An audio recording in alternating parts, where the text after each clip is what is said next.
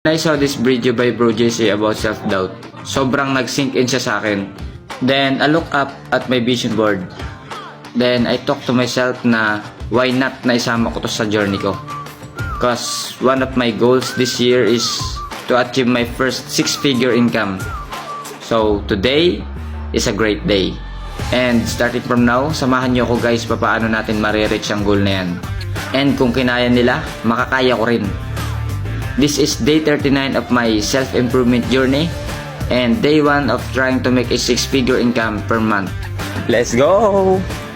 Start tayo sa paycheck to paycheck income. Paano makakawala sa pagiging empleyado. And the next few days, I'll discuss the computation of my salary and expenses. Also how to escape this so-called rat race. Na-excite ako sa mga susunod na mangyayari. So, yun lang muna. See you guys tomorrow.